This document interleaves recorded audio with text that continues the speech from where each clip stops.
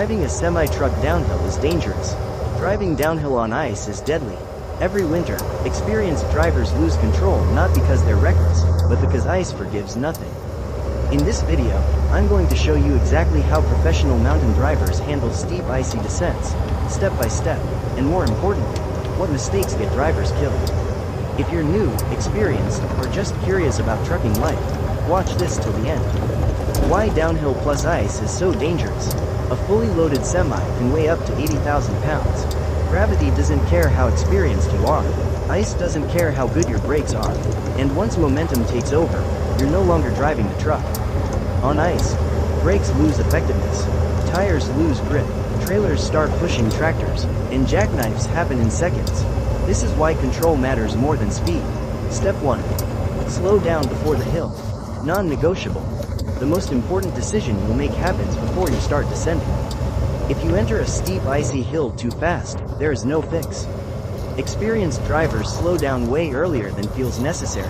If you're thinking, I think I'm slow enough, you're not.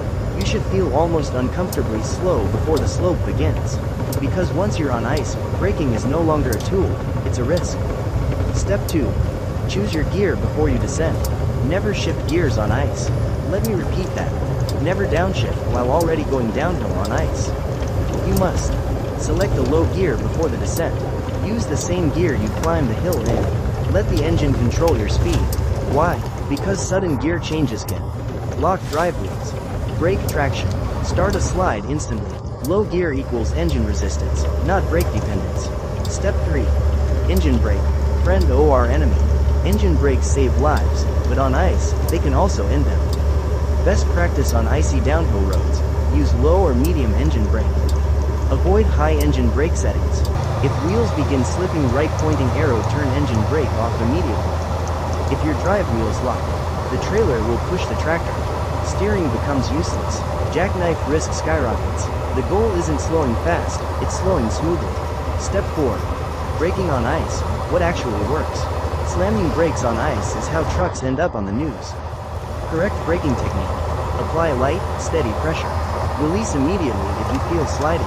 Reapply gently once traction returns. ABS helps, but ABS cannot create grip. Think of braking like tapping glass, not crushing steel. Step 5. Keep everything smooth. Ice punishes aggression. That means no sudden steering, no sharp throttle, no panic corrections. Every input must be slow and deliberate. Smooth steering keeps the trailer in line. Smooth braking keeps wheels rolling. Smooth control keeps you alive. Step 6. Following distance, multiply it. On dry roads, distance matters. On ice, distance is survival. Increase following distance. At least 5 to 10 times normal. Expect cars to spin, stop, or lose control. If a car cuts in front of you, back off immediately. Do not try to maintain speed. Remember, you can't stop fast, but you can stop safely with the plan ahead. Step 7. Chains. When and why to use them. Chains are not optional when conditions demand them. If signs say chains required, ignore ego and chain up. Chains. Increase traction. Reduce sliding. Allow controlled braking.